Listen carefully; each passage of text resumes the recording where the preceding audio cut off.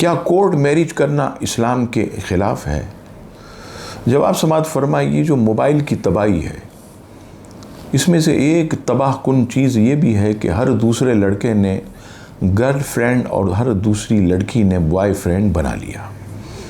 پھر کیا ہوتا ہے کہ یہ بات چیت ہوتی ہے، دوستی ہوتی ہے، میلاپ ہوتا، آپس میں ملتے پھر بالآخر لڑکا لڑکی کورٹ میرج کی طرف بڑھتے ہیں۔ دیکھیے، کورٹ میرج اسلام کے خلاف نہیں، اسلام پسند اور ناپسند ہر چیز کی اجازت دیتا، لیکن یہاں ہمارے معاشرے کے اندر سب سے جو پہلی چیز ہے وہ ہے ماں باپ کی عزت۔ دیکھو میرے بھائیوں، میرے دوستوں، میرے بیٹوں یا میری پیاری بیٹیوں، آپ کو والدین نے کس طرح پال پوس کے بڑا کیا، کتنی تکلیفوں سے۔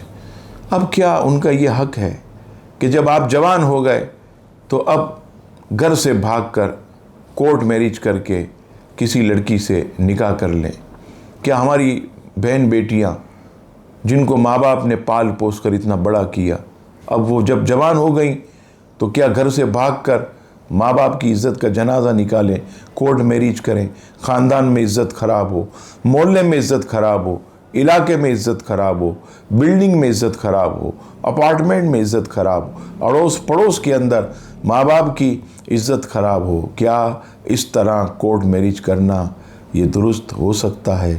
جبکہ شعب الایمان کی حدیث پاک، حدیث نمبر 782، آپ علیہ السلام فرماتے ہیں، رضا اللہ فی رضا الوالدین، والدین کی رضا میں اللہ کی رضا، وسخط اللہ فی سخط الوالدین، اور ان کی ناراضگی میں اللہ کریم کی ناراضگی۔ نبی پاک علیہ السلام کے پاس حضرت بی بی ختیجہ رضی اللہ تعالیٰ عنہ کا نکاح کا پیغام پہنچا۔ سرکار بہت زیادہ امین، صادق، آپ کا حسن اخلاق، عرب کی مالدار خاتون حضرت ختیجۃ الکبریٰ بہت متاثر ہوئی، انہوں نے نکاح کا پیغام بھیجا تو آپ علیہ السلام نے اسے اپنے گھر والوں اور رشتہ داروں کے سپرد کر دیا کہ آپ کہیں تو میں نکاح کروں۔